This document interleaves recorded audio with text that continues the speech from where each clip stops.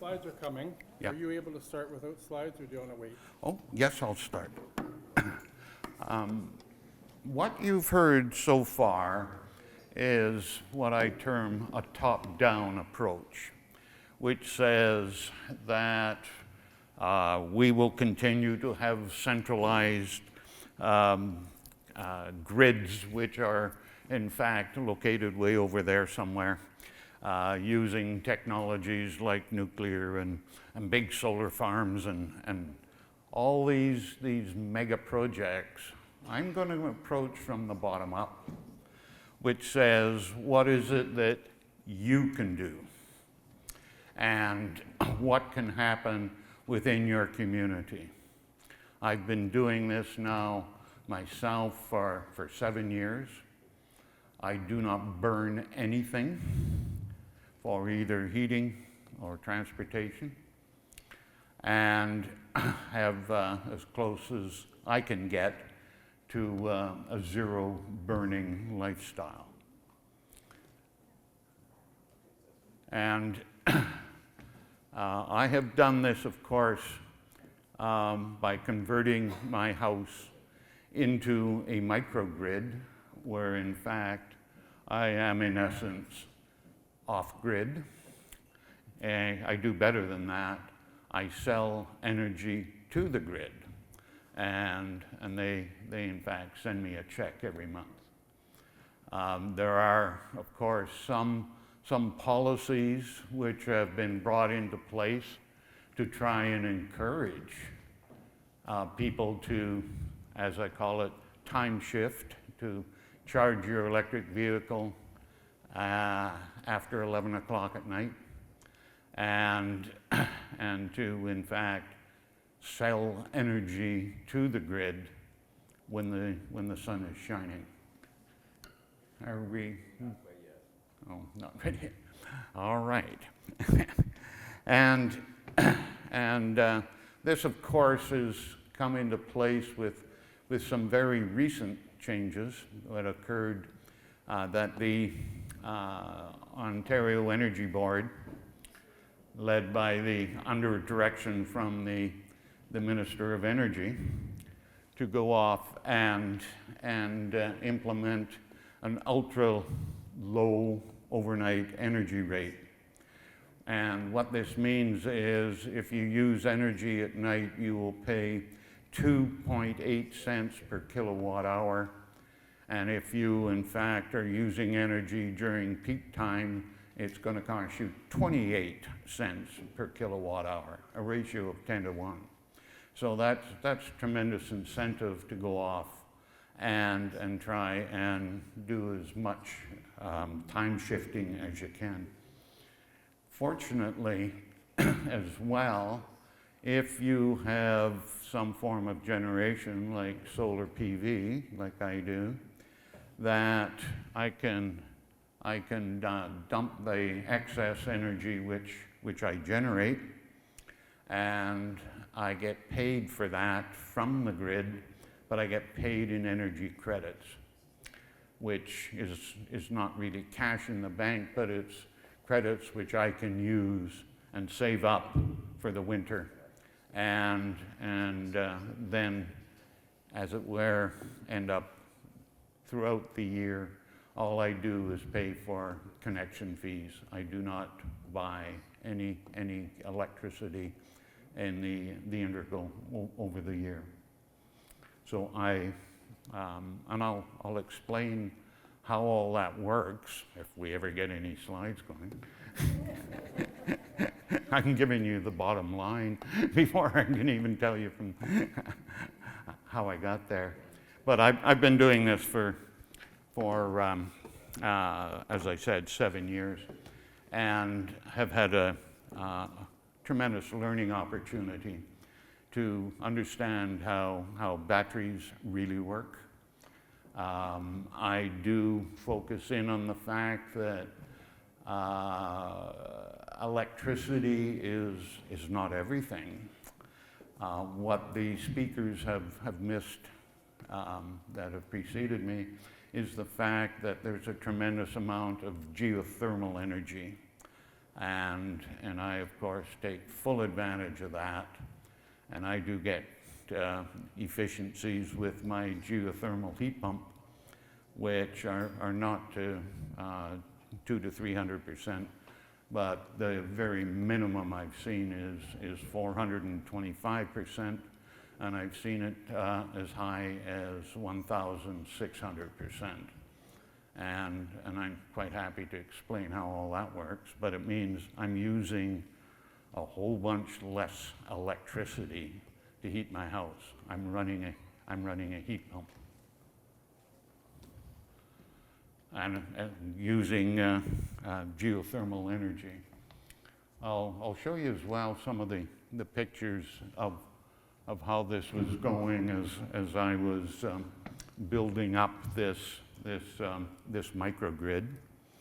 And in fact, it's another presentation I have of how to build virtual power plants, where you typically go off and take many microgrids and integrate them together. In California, they're doing this, and they've got 16,000 microgrids with storage and vehicle-to-grid capacity as well, in terms of bringing more batteries online. And they represent sufficient power generation and storage to eliminate the need for a nuclear power plant. So, but we have to start at the beginning. Most innovation occurs at the local level, and it begins with people. And my job is to give you some ideas, to show you what other people have been doing. I want to plant those ideas and give you the opportunity to think about it, because ideas leads to thought, and thought leads to action. And hopefully I can encourage some of you to take some of the steps I have done, and I will show you how that has worked out for me, and the financial benefits that have come. There we go. Okay. As I refer to it as the electric throttle for our energy transition, as we're transitioning off fossil fuels. And the whole question here is, how do we adapt to survive? Because we know greenhouse gases are ultimately going to have a considerable impact on population corrections and some pretty nasty things. And the doom and gloomers have read all about it. And the mission, as I see it, is to adapt personal survival activities and lifestyles by electrifying everything, and to reduce the ravages of climate change. Next, please. As I refer to it as the old way and the new way, the old way is the way things are done now. I'm going to talk about the new way. Next, please. The thing we have to look at is how the home interacts with the grid. And of course, there's three major categories here. The environmental benefits, of course, reducing the greenhouse gases. Economic benefits, and this is how do you make money out of it? And I'll show you how I make money out of it. And really big is the world of well-being and survival, the social benefits. There's quite a number of them, and I'll address some of them. And microgrids have the potential, of course, to meet many community needs, and at the same time to absorb catastrophes and be resilient. And of course, there's a number of non-monetary aspects of a microgrid, and It's energy reliability. You're not dependent on the grid, whether it's up or down. It doesn't matter. You're functional, which brings peace of mind and lower health risks due to fossil fuel replacement, tension reduction, etc. Survival's a big thing. Next, please.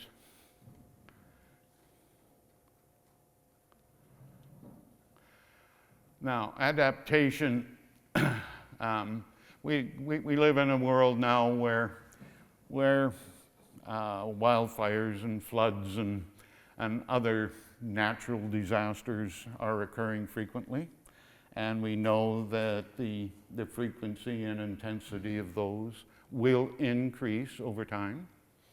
And we're getting to the point now where insurance companies are just not providing insurance for people in certain places, and they're always the leader in terms of saying what's the biggest at-risk area for people to be in, where they live and how they live. And of course, we can't really rely on using the old way to figure out a way out of our tomorrow's crises. And we all have to think in terms of what do we do at the next crisis. At one stage, do you want to be forced into abandoning your shelter because you can no longer have power for it?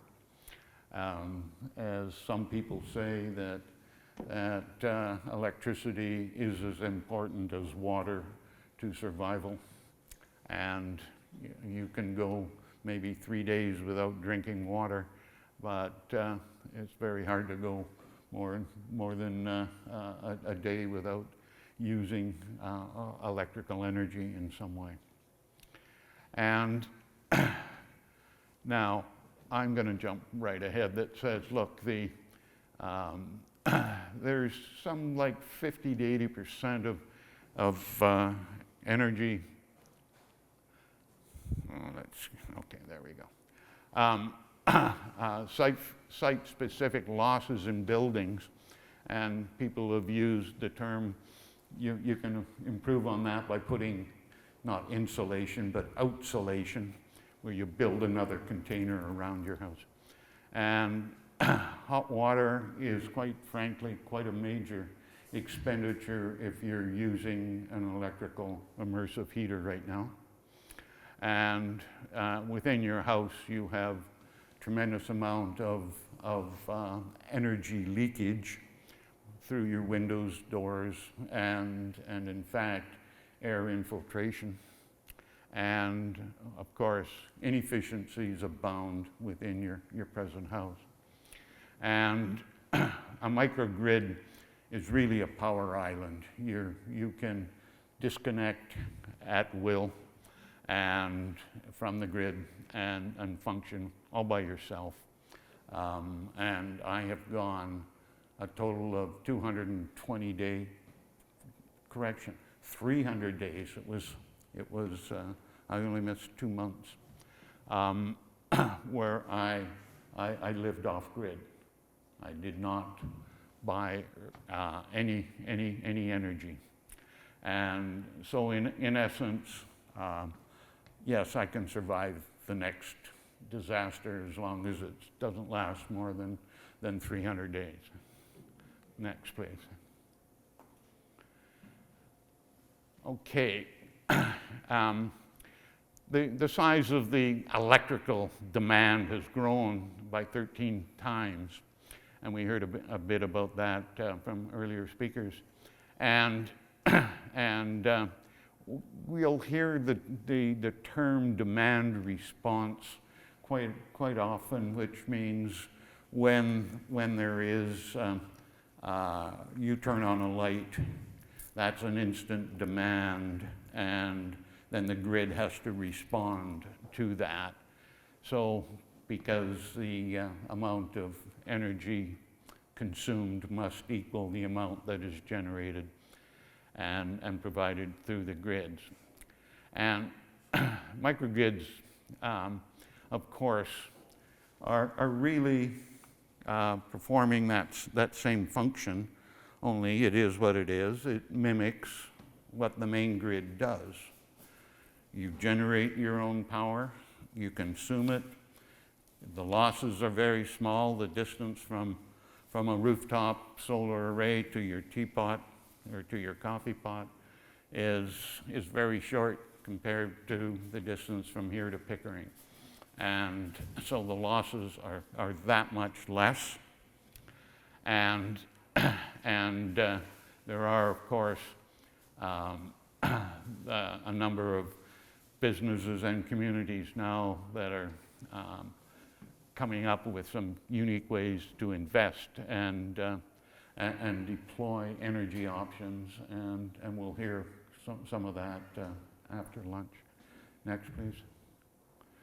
Now, a typical microgrid, and there's no such thing as one microgrid suits all.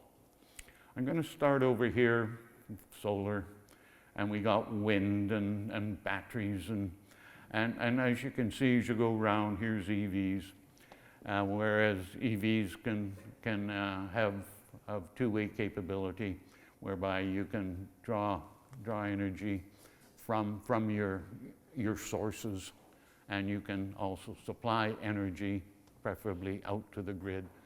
And you know, they're talking, in some grids are really very big, or an entire hospital, for example, and even in the US, they have a microgrid, which is an entire military base. And so those can get quite big, particularly in the US. Next, please. The next slide. And here's sort of in a little cartoon that says it's got everything there, you know, solar, wind, here's a battery, an EV plugged in, and what have you. But one of the things which people don't realize is this: hot water. It consumes somewhere between 17 and 32% of the power that goes into your home, and therefore you should pay attention to hot water. And I'll show you what I've done once we get there. And next, please. And I just want to talk and say there's 5 types of technology. I won't read all these words.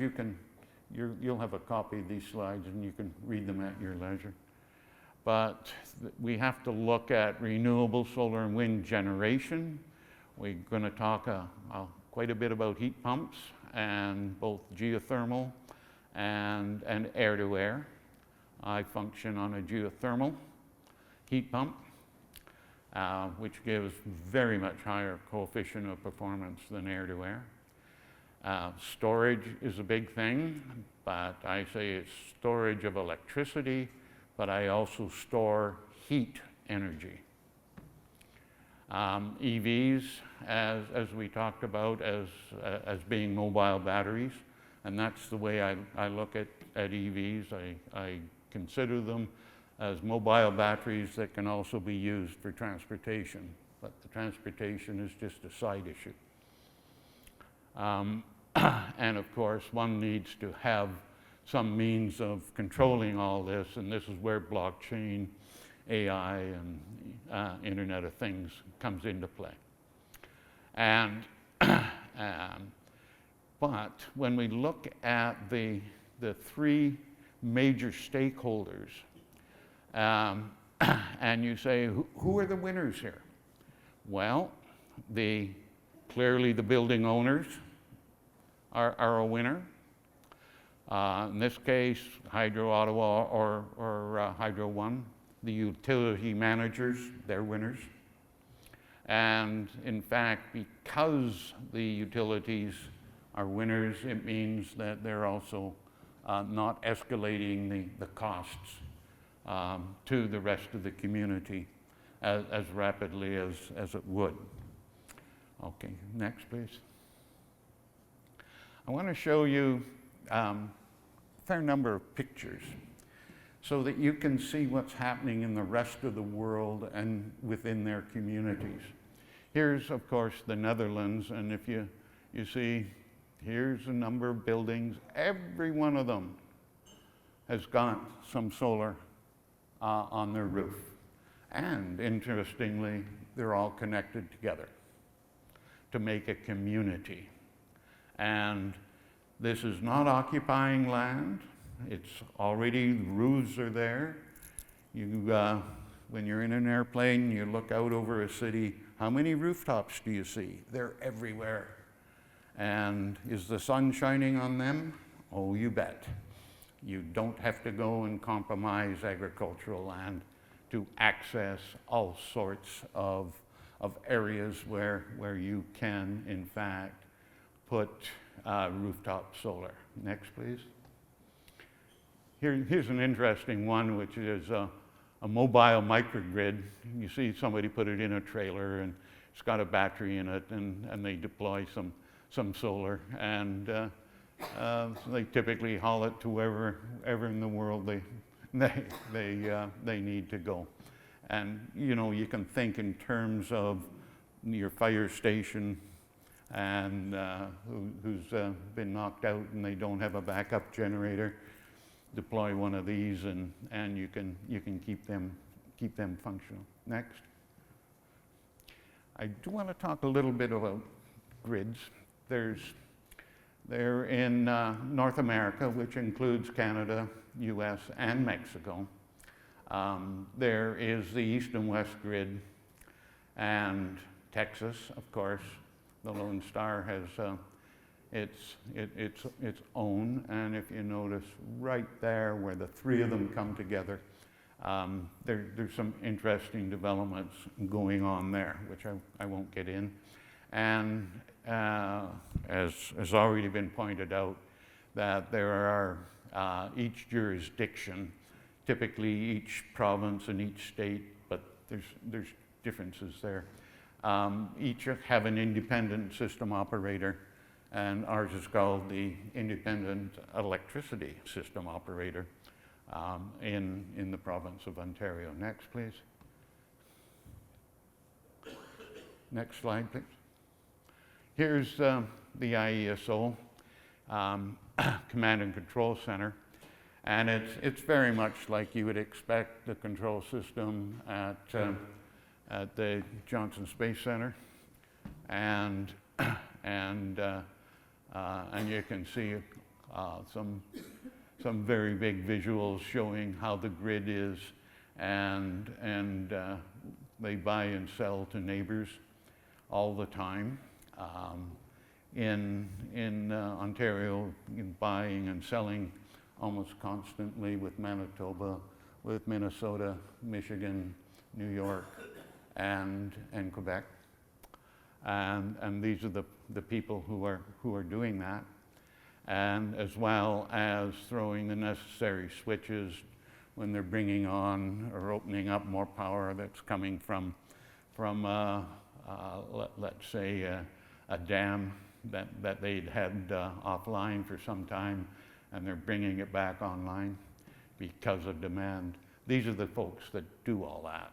They have an incredible number of very capable and clever people that have been operating in this mode for over 100 years, and well, doesn't mean they're all 100 years old, but there's certainly in any interaction that I've had with them, and I've been on the Strategic Advisory Committee with them for 10 years, and I really do respect their capacity and their skill sets, but as has been stated, there's a lot of politics that's brought to bear on them, and they have done studies, for example, which are neatly buried, done by a company out of Montreal called Dunsky, and Dunsky studies have shown that microgrids can supply all the demand that is necessary from here forward, and but that's been changed and buried and under political direction. by climate change deniers. Next, please. Would you be okay to wrap up in the next 2 or 3 minutes? I'd like people to have time for a few questions. Well, I'm 10% into my presentation. Right. Yeah, and We are close to our limit. all right.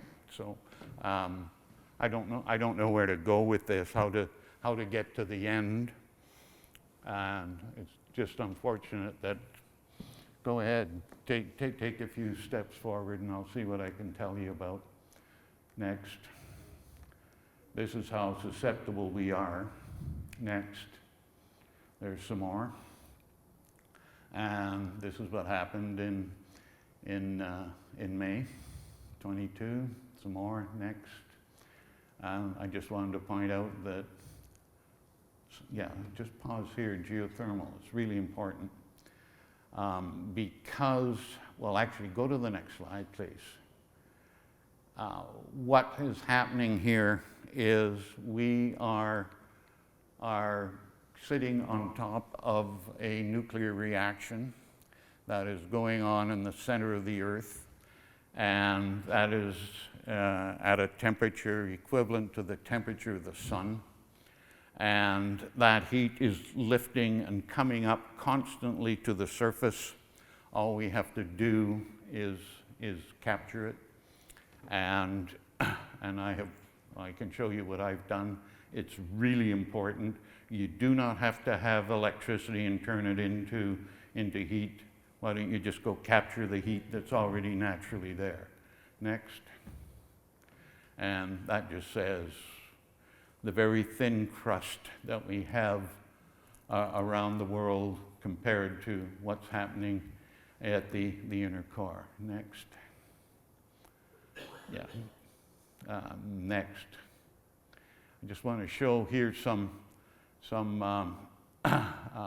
it's in Kenya, where in fact the Earth's crust is a little bit thinner, and hence you're getting some natural steam very close to the surface because it's hot very close. The same thing as Yellowstone National Park. Next.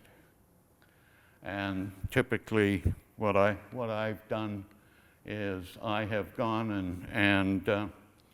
and used geothermal by putting coils in the ground like this.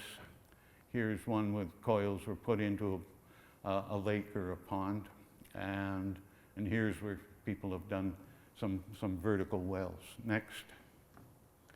This was my place, and I was digging a trench that is 8 feet deep by 3 feet wide, and I put a coil in, and here it is just prior to being installed. Next. Here's my geothermal unit in my basement, and I could explain all that, but it could take some time. Next. And here's just saying what we can do in terms of getting geothermal throughout our towns and cities. Next. Next. I want to talk about solar, wind, and storage. I think this is a very good picture because it's got money falling from the heavens, falling from the sun, right onto a collector. Next. And here's the old way, of course, is Alberta tar sands mining and scouring the earth, as well as producing lots of greenhouse gases. Next. Here's a solar farm in China. Next. Here's one in Texas, occupying a lot of land. And of course, I advocate for lifting it off the ground and putting it on rooftops. There's lots of rooftops. Next. Here's an IKEA one in Australia, which, by the way, the IKEA plant or store in Ottawa has solar on its roof, and it has a big mega pack battery as well. Next. Here's a microgrid in the USA with multiple buildings. As you can see, there's rooftop solar everywhere. Next.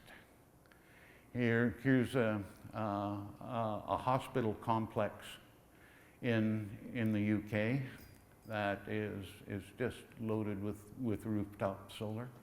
Next. Here is in fact a bus charging station and an EV charging station, you know, with office positions and just solar all over the place, as well as storage. Next. Here's the charging station from the last slide, where the buses are being charged, and here's the vehicles, the electric vehicles, personal vehicles on the second floor. Next. Here's what a Tesla solar roof in Hawaii looks like. Next. Here's what's happening in much of Europe. You can see two types here. These are PV, where they're generating electricity, and this is hot water heating. Next. I'm just showing some of the data from my system, and that was 6th of March of 23, and this is the sunrise to sunset, and how I generated my electricity generation was during that time frame, whereas this is showing what my load was and how that varied through the day. Notice the difference between the shapes, but the difference is in fact what I either above the x-axis is what in fact I was drawing from the grid, and here below the axis is what I provided to the grid. Next. Next, please. And if we take a look and we say what in fact where my costs as I accumulated them over the years, you can see that during the summer the slope is very high, where it flattens in the winter because the sun doesn't shine as bright, and I get snow and ice in my arrays. There's lots of reasons why, but come spring again, it takes off and flattens off. So you can see each winter there, which is going on, and here was my power rates that I was paying for, and there is the of course the difference. Next, please.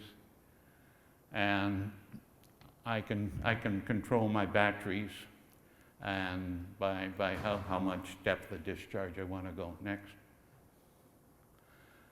Solar arrays are coming in all sorts of packages now. You can even go backpacking off into the depths of the forests and take solar with you. Next.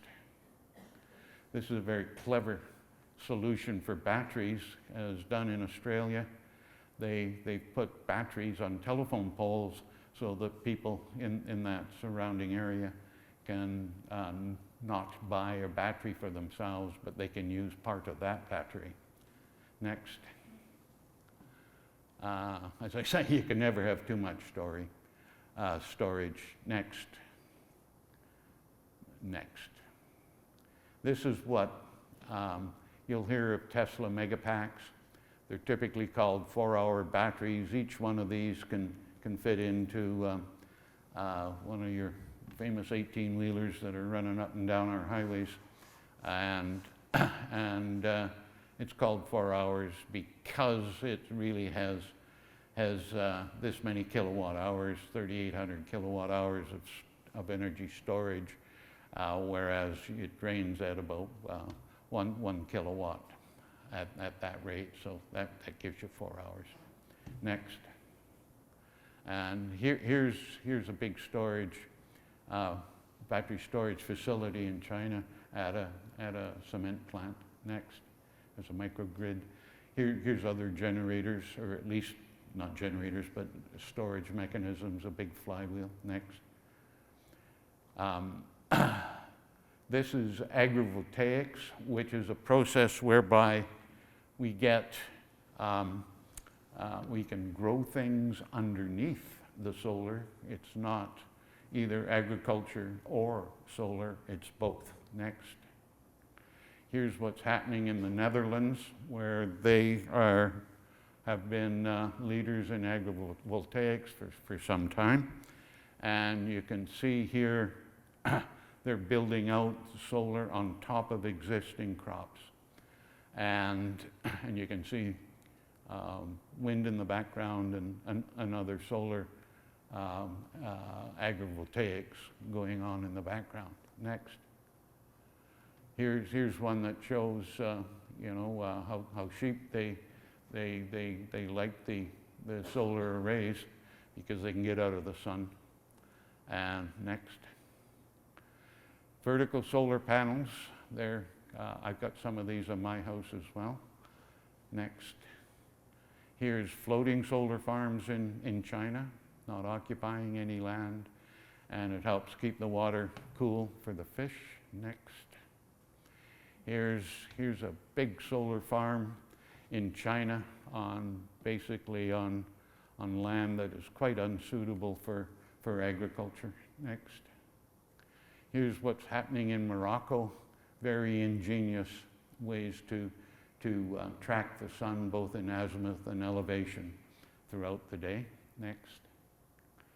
Here's mixed solar and wind. If any of you have been in LA heading to Phoenix, you have seen these massive wind farms. And it's truly something to see. They seem to go on forever. And of course mixed with solar as well. Next. Here's a concept where they have put in solar collectors over top of canal in California. And so it's not occupying any agricultural land, and it's helping to keep the water cool and reduce evaporation. Next. Here's car parks. In France, they make it mandatory for anything more than 60 vehicles must have a solar canopy on it. Next. Here's somebody being creative, living in an apartment or condo, and they're drawing a certain amount of solar power to run some things in their home. Yes. Next. Here's a clever idea, and not occupying any land that isn't already occupied. Notice there's windmills all up here, and then the solar panels that are built right along beside the highways, not occupying any more agricultural land. Next. And here in the Netherlands, they've gone off and made solar panels on bike paths and dual use of land. Next. Next. Here's typically a service station, really an energy station that exists in Massachusetts right now. Solar panels are canopies which are used to charge batteries, which are then used to charge EVs. And we're seeing a build out of more and more of these energy stations. Next. Art? Yes. We're going to have an angry crowd. Lunch is the next on the agenda. Both you and I are going to be in trouble if we don't. Well, that's too bad, but anyway. Okay.